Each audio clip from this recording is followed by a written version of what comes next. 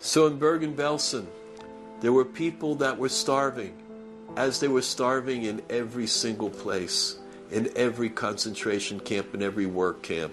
For some reason, it was beyond human comprehension. The rishus, the cruelty, the animal inside of man that caused the worst to come out, to deny food and drink. Even when there was water available, sadistically, it was denied to the inmates of the concentration camp. And so it was that during the last days in Bergen-Belsen, the Nazis, Yamach Shemam, they realized their days are numbered, that the Allied troops are approaching. And so it went out one morning, it went out over the speaker, that they were going to give hot, fresh cakes to all the inmates. And they were told, all the inmates, we want you, when the Allied troops are going to come to your rescue, you will tell them how nicely that you were treated here in the concentration camp. And we're giving you cakes now so that you should feel good and you should remember the good things that we did. And so they set up cakes, huge containers of cakes. And the Nazis were at the head of these containers. Well, there was one Yid who had practically not eaten for many days. Whatever happened, how they survived, nobody knows. How they did with so little, no one will ever know. How they survived in unsanitary conditions, with all types of sicknesses and illnesses, one will never know.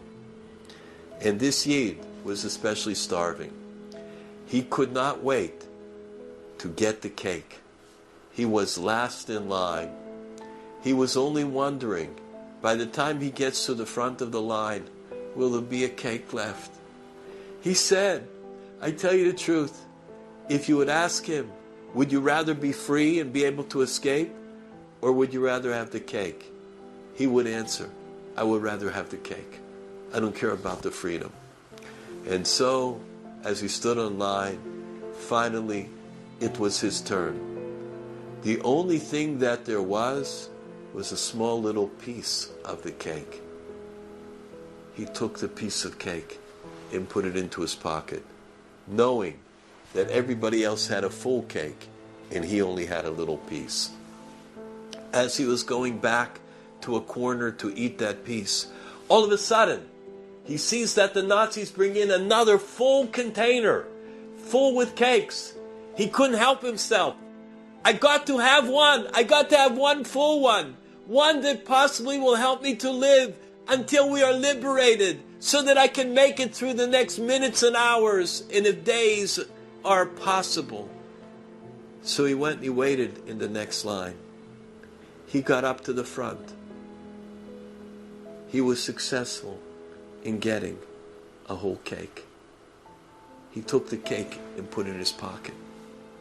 All of a sudden, there were two from the Amim, two from the nations of the world that were incarcerated together with the Jews. And they had watched him. And they said, you dirty Jew, you schwein, what are you doing? You took 2 portions. We saw you, you were waiting on the other line, now you waited on this line. You're guilty. He thought to himself, how are you the policeman over me? You're also in here incarcerated.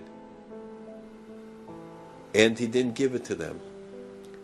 They went and they started to beat him. They beat him mercilessly. He was on the ground. On the ground, he was knocked out unconscious. He came to just for a minute.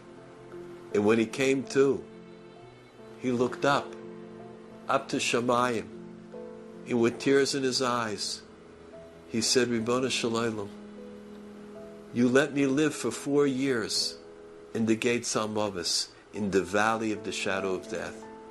And now, this is my end?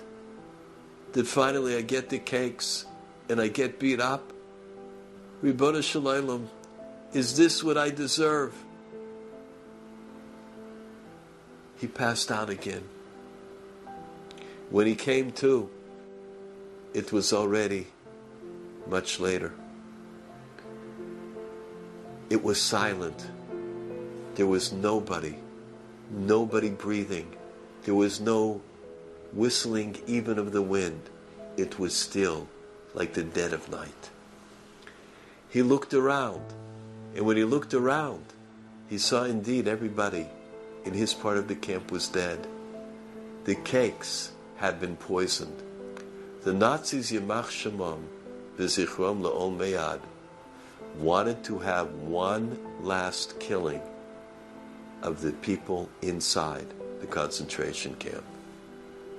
Hashem Yisbarach took away the cakes. Hashem Yisbarach had him beat.